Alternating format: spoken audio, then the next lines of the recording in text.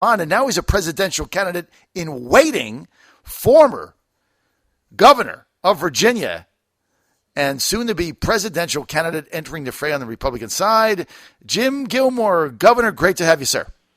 Thank you, John. Did I hear you say you're the Godzilla of truth? Is that what you said? Yes, sir. You like it? Excellent. You like that? The Godzilla of truth. Okay, we're going to tweet that out. Governor Jim Gilmore loves our new tagline. John's the Godzilla of the truth. Therefore, if you become president, you're going to have to, come on our show once in a while. Now, well, I'd have to be a regular. Go ahead. I know you would be a regular, sir.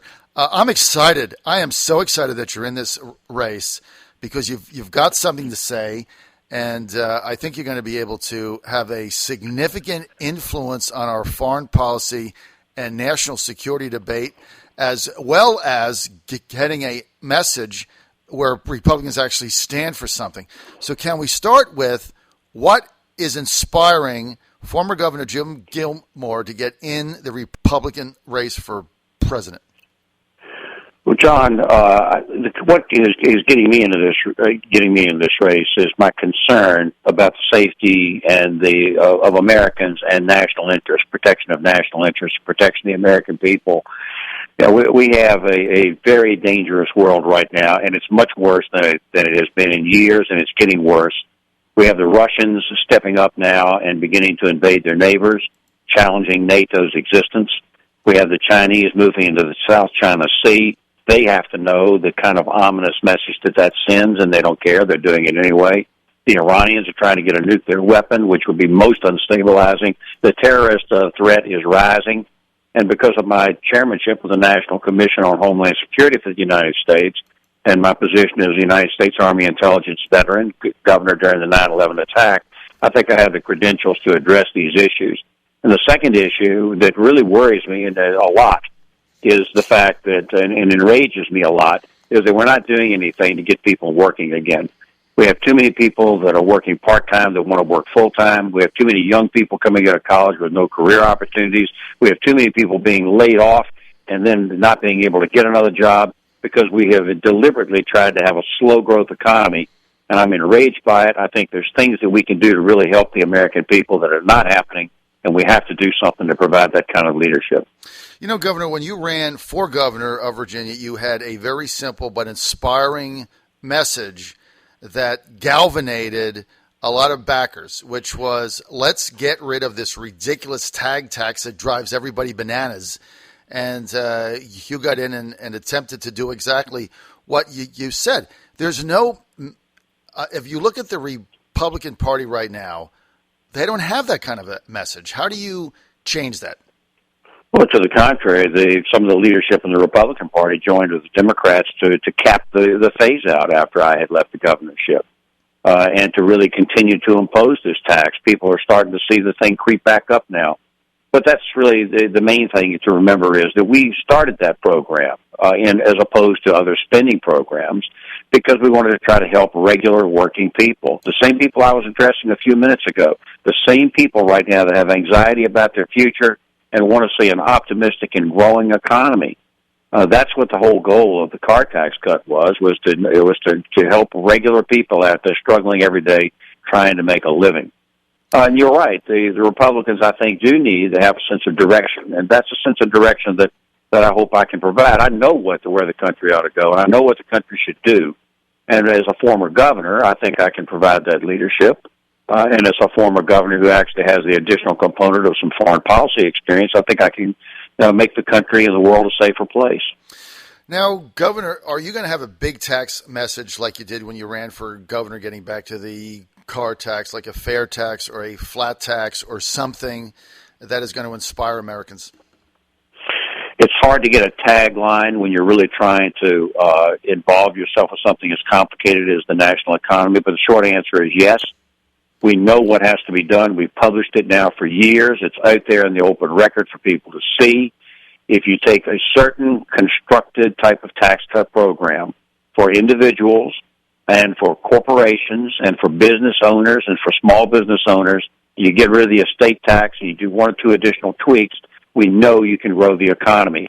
I saw the other candidates saying, well, we want to have growth at 4%.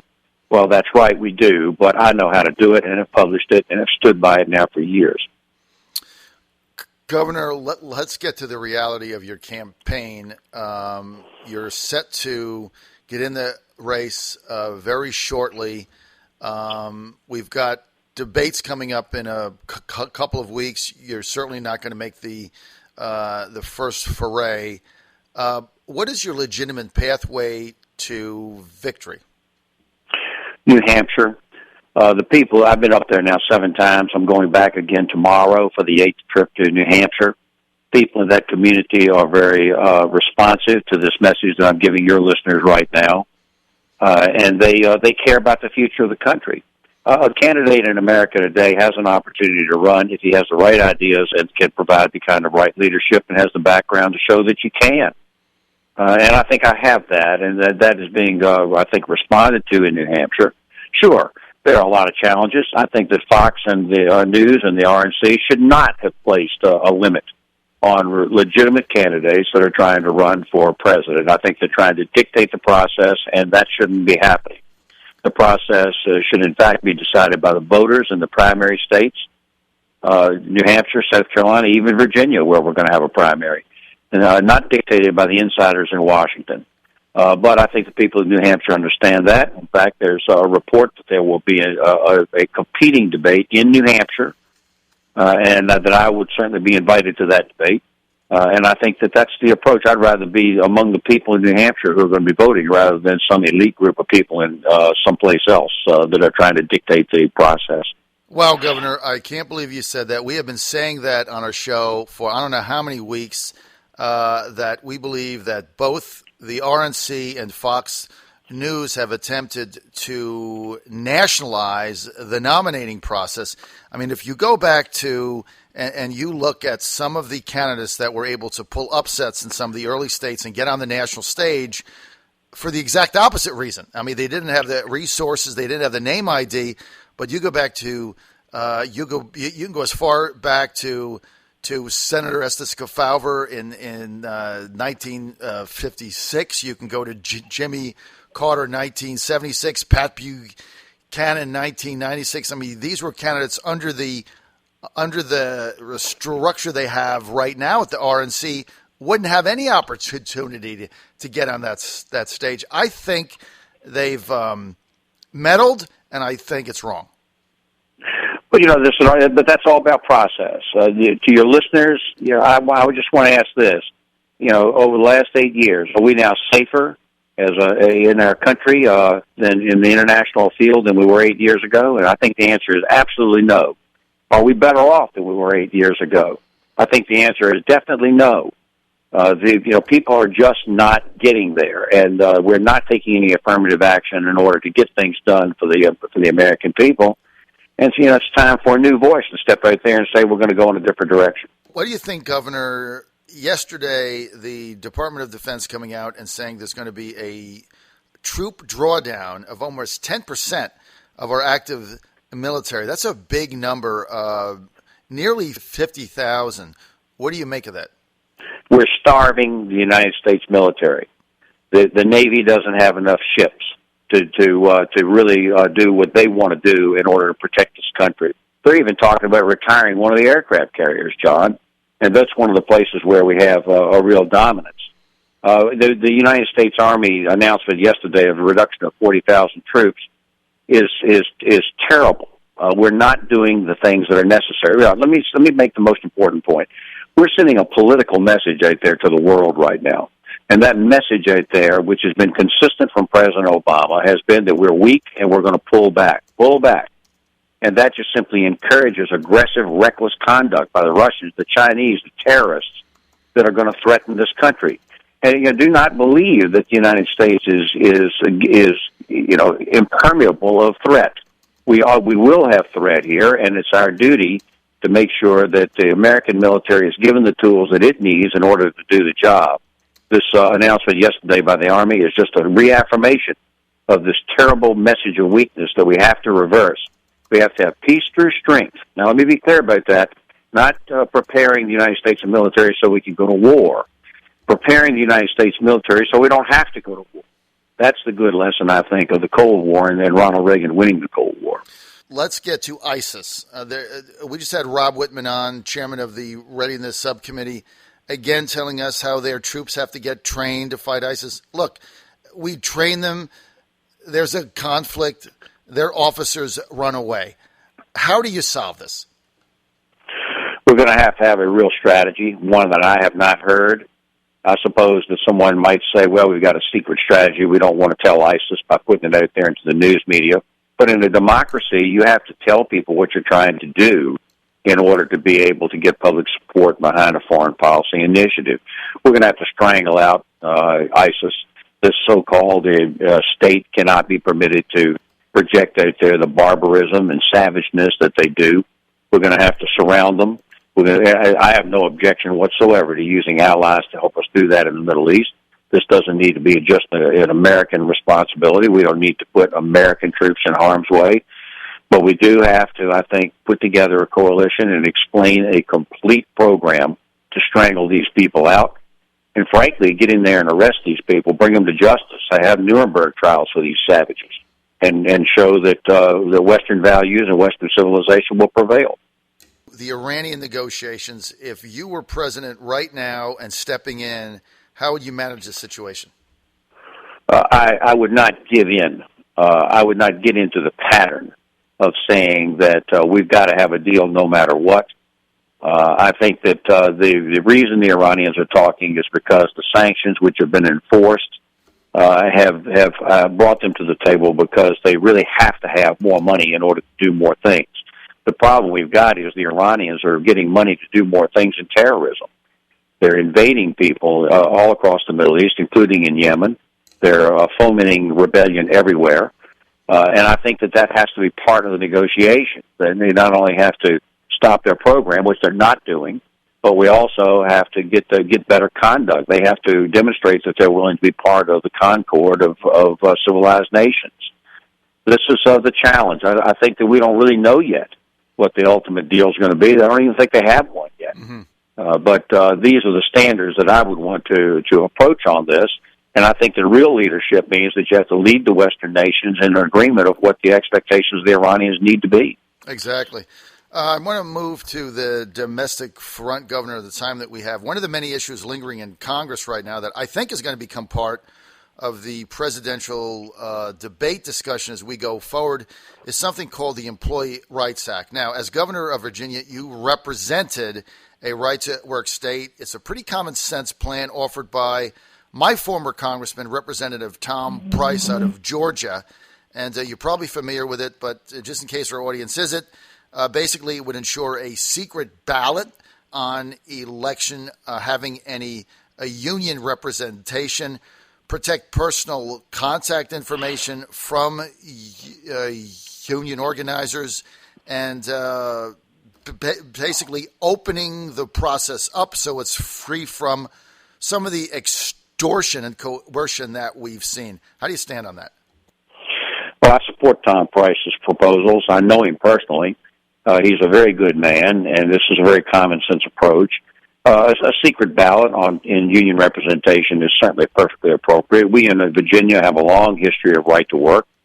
And what we need to remember is that employers have an absolute incentive to have good workers and to keep good workers happy. I know when I was governor of Virginia, I paid a lot of attention to state workers. A lot of people didn't think that was all that conservative, but I felt like I was a steward of the workforce on behalf of the people of Virginia. So I recognized their achievements. I tried to make sure that they were appropriately compensated. And I think private employers do the same thing without your having to be beat over the head by having an open ballot. I think a private ballot is appropriate, particularly in the American economic system. Governor, how would you tackle, as president, the immigration issue? We have many people think now maybe up to 30 million illegal immigrants in the United States. I just had House Judiciary Chairman Bob Goodlatte on. He said that there are almost 350,000 illegal immigrants that have been convicted of a crime in the U.S. loose. How would you handle this? Well, first of all, we've got to eliminate this whole idea of sanctuary cities. Right. The law is the law, and everybody in this listening audience knows me. I've been a lawyer all my life. I've been an elected chief prosecutor. I was the Commonwealth's attorney. I've been the attorney general. I believe in the rule of law. It's one of the great Western values that we have, and we have to expect people to obey the law. And you cannot suspend the federal law in some sort of idea of sanctuary cities. People in this country who are here illegally, it's just not proper. So you asked me a question. And it's a really tough one, because we've let this thing go so long now that we don't know how to handle it humanely. Let me just say two things to you. Number one, I don't want to send a message of anger or dislike towards the Latino community whatsoever. We're going to need good people in order to compete in the 21st century against our international adversaries, and we need more good people. But on the other hand, I want to address something. What's going on with this immigration debate is a real resentment and anger that is legitimate and has to be addressed, and that is that Americans believe in living by the law. They believe in the rule of law, and they get angry when they think that people are getting advantage because they're not obeying the law. So whatever solution we come up with has to have both of those components. Number one, I don't want to send a message of anger or dislike to anybody. And number two, we have to have a solution that makes Americans satisfied that everybody's playing by the same rules on the same level ground field. That's going to be the final word. We want to thank Governor of Virginia, former Governor Jim Gilmore, for being with us. Now, Governor, when do you expect to make your official presidential announcement? We expect us to do this in the first part of August and to get in the race at that time. We've been looking at it a long time, listening to a lot of people. We're very excited about the response we're getting in New Hampshire. But more importantly, I think I can provide an experience and a voice on these key issues that we're just not seeing out of the other candidates. All right, so you've got to get in before the debate, because we do understand there is going to be a second debate at earlier in the day for the, I guess, not top 10 candidates. So you got to get in prior to that. I'm not going to the kiddie table. If the debate is held in New Hampshire, that's where I'm going. I'm going where the people are, where the people can make a decision. If we can't do that, then we're lost as a country. I'm not going to any second-tier debates. I'm not a second-tier candidate. Okay, so you're going to go to debates held in New Hampshire for the voters of New Hampshire. Governor, that makes sense. People want more info. Where do they go? They go to your Facebook page, right? We do have a new fan page, Gilmore for a Stronger America. We also have a web page for the PAC that we've been running to help people, and that's called growthpac.us.